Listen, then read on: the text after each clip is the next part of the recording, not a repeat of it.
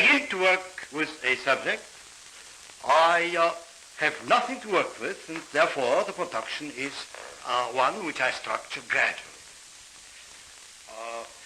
The most important aspect in such a psychodramatic presentation are production techniques. Now, for instance, if I may invite you up, Sue, why don't you come up for a moment? I'd like to demonstrate with you how such production techniques are used. Now, in general, Sue, there are three types of production techniques which I'd like to demonstrate in this lesson. So one is the technique of representation. The second is the technique of reversal. The third is a double technique. Let's start with the first one, the technique of representation. For instance, you, Sue, to give you an illustration, you are from? Tarrytown. Tarrytown. I would like, for instance, to meet your mother, right? Your mother isn't here. No, right? she isn't. No, and she couldn't come. We have, therefore, to portray her by means of someone who is particularly trained to take such roles. Now, these people are called auxiliary egos, as you know, and we have here a number. Now, I would like, for instance, Zerka to come up and to portray the role of your mother. Now, in such a case, she will be, here is Zerka, and we will, you being the resource person, you will inform her what kind of a person she is and what kind of a relationship troubles you at the present time, which you would like to, which might require portrayal on the stage, right? And then, of course, we will proceed from then on. She'll be your mother and you will be yourself. The only thing is, Doctor, there isn't too much of a conflict situation with my mother. Oh, that is not. Well, we can imagine, you all can imagine that, how such a technical presentation can be done. So let's move now, thank you so much, Zerka, and we move now to a second technique, which I discussed before. It is a technique of reversal. Mm-hmm. Now, with whom do you have a problem? My mother-in-law. Your mother-in-law? Oh, I see. Well, I'll tell you something. I'll invite another auxiliary ego up. It is Jana. Now, Jana, if you'll come up here, and you see, in the role, in the reversal technique, you will take the part of that person with whom you have conflict. That is your mother-in-law. And she will take your part. Right? And now you structure with her a situation we would like to see you as your mother-in-law, and she taking as well. She takes the part of Sue. Right, go ahead. Well, usually she comes over at night when I'm washing my hair, something rings the bell, and I have to go downstairs. Go ahead and see. Let's see what happens. Well, what would you do? Well, you'd be coming down the stairs, and I'd be standing there waiting, usually tearful. And so you'd say, "Hello, Mrs. Russell." Mrs. Russell is me. And I'm Sue.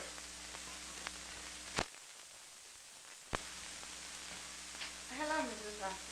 Oh, Sue, I don't know what to do. I've been having a terrible day. Is Norman home?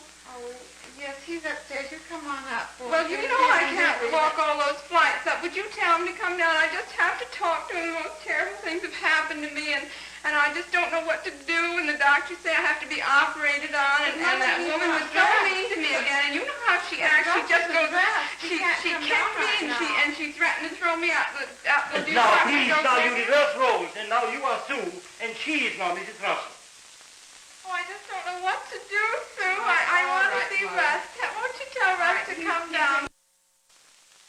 Now, you know that, and I'll have him come over and see you. Oh, but he isn't in class. That's all right. Now, that is about an illustration of how a reversal technique runs. Thank you, Jana. You understand, Sue, and you understand all that is about how it operates.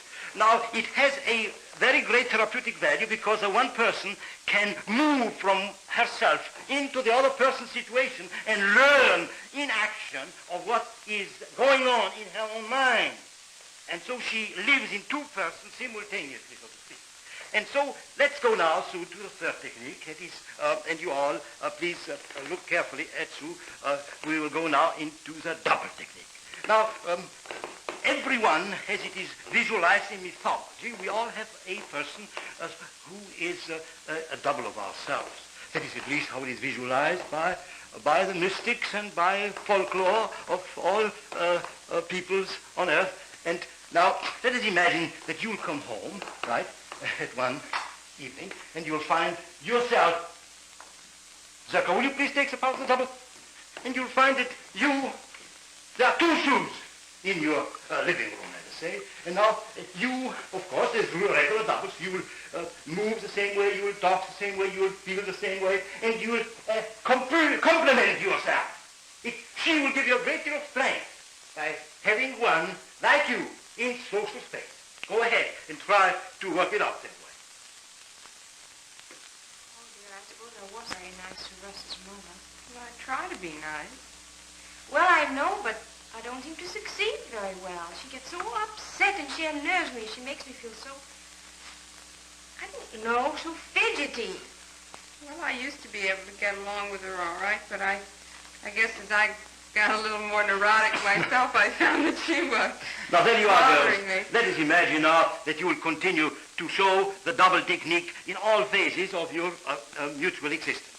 And now I would like to explain to all of you what this double technique means psychodramatically and therapeutically. You see, the best illustration is, if you recall, the great French novelist Guy de Maupassant.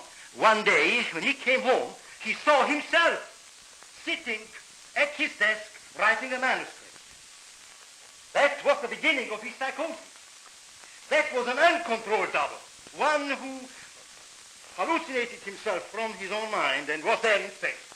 That we are projecting the double voluntarily upon the stage, giving you a double so that you may learn and maintain control of your own mind. The controlled situation which a double portrays from the depths of your psyche, Sue, is what we are giving to all these people who are suffering from psychotic experiences. You understand? Yes.